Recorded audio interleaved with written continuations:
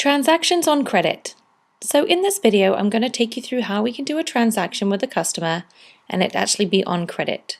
So this doesn't mean a transaction using a credit card. This means that the transaction has one side still pending. So we either are going to be owing the customer money still at the end of the transaction, or the customer will be owing us money still at the end of the transaction. So we need to obviously keep track of these accounts for the future. So let me take you through how we can do that. So going over into our invoice module, clicking it to open, and then we need to create a new transaction for this example. So up on the toolbar, I'm going to click on new, and we need to enter in a customer. Now obviously this can't be just a walk-in customer, because if at the end of the day they're going to be owing us money, you want to have someone who's been doing business with you for a while, let's say. So I'm going to type in someone we have on account. So let's see, Tony. And then I'm just going to double click his name, and you'll see that that's come through. And then Tony has come in and he would like to buy from us, so we're going to sell to him some British pounds. So let's put in 1,000, and then I'm just going to click on the Great Britain flag, and then we just need to click on Add Row. It's just asking for denomination, so I'm just going to put in that we have 10 100s, clicking on Add a Line, and then Save. So now Tony owes us $1,626.09, but Tony only has $1,000. So let's say that we've received from him, so received cash, $1,000 US. We can then click on Add Row and see that he's still outstanding the amount of $626. So he isn't actually going to be able to pay that today, so this is going to have to go on credit. So we need to finish off this transaction though. So what we need to do is say that we've received this money into an account. So select on the drop down account, and then you don't need to put in the amount, we just need to go over to the right and click on Add Row again. In this next window we need to select which account we're going to receive that into.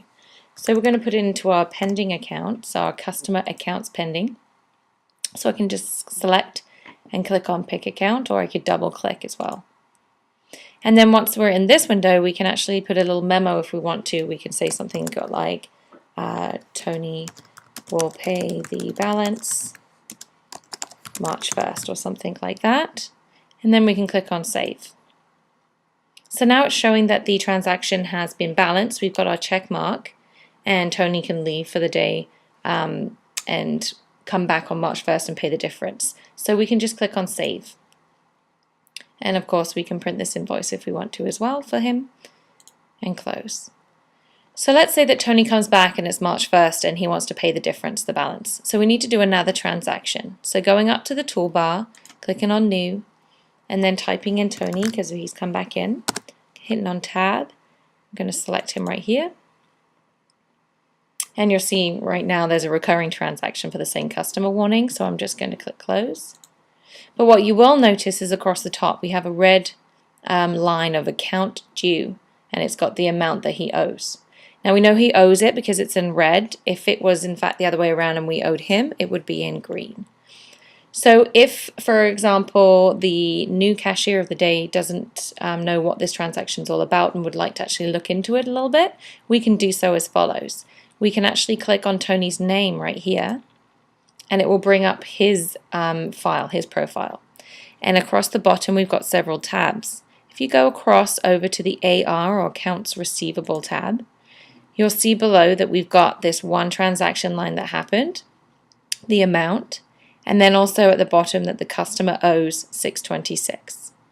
Now say Tony actually was found a discrepancy in this and said that's not how much he owed, we can actually double click on this line and it will actually take us to this journal register of this transaction. So we can actually see right here it is the amount, and Tony will pay the balance March 1st. If again he still wants more details, we can actually go up to the invoice number right here, and we can just simply click and it will show you the invoice transaction that happened, so everything that day. So the 1,000 GBP that he bought, the $1,000 US he paid, and then the customer account that he was owing still. It's even got the notes that we put on there as well. Tony will pay the balance March 1st. So you can actually reprint this invoice for the customer just to show them everything that happened if there is any discrepancy. So we're going to close this. I'm going to close all the windows and get back to our invoice, our transaction.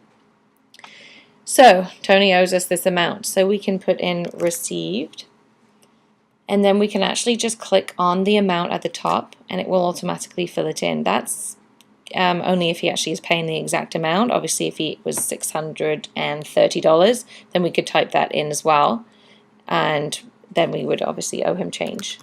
Or if he just has the exact amount, you can go back up to that line and click on it and it will populate.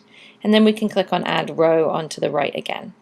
So now the system's saying that we are actually owing him $626.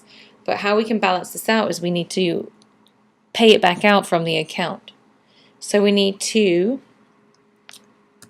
paid, and from the drop down account, and then we can just click on add row.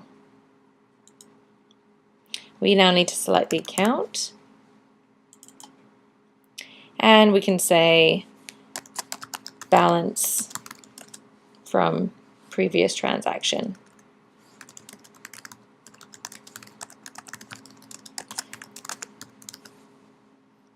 And then click on save, and you'll see now that the invoice has been balanced out and we've received the remaining balance from Tony so that he is now square with us.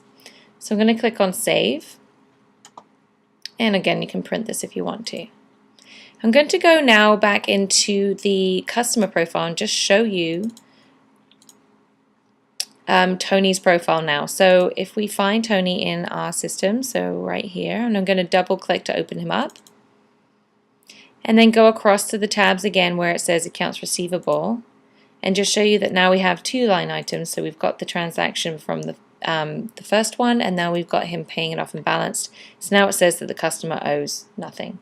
So you can see now that we are square with Tony and we have completed a transaction on credit.